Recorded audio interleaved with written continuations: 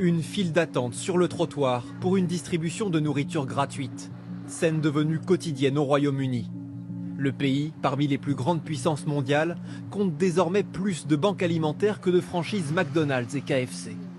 Face à la hausse du coût de la vie, les files d'attente n'ont jamais compté autant de nouveaux venus. Je n'aime pas venir ici. C'est un peu humiliant.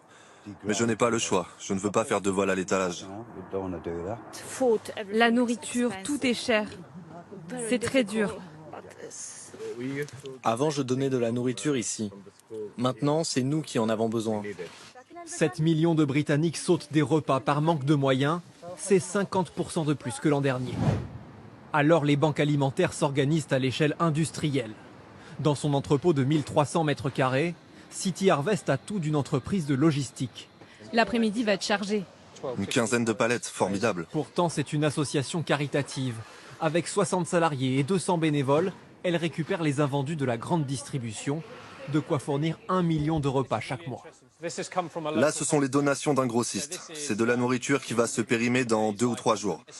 Pour nous, c'est le début d'une course contre la montre pour tout trier, livrer et que ça arrive vite dans les assiettes de ceux qui en ont le plus besoin.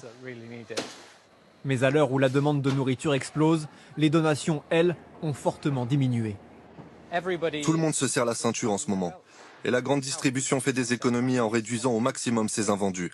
Or, c'est justement de ça que nous dépendons.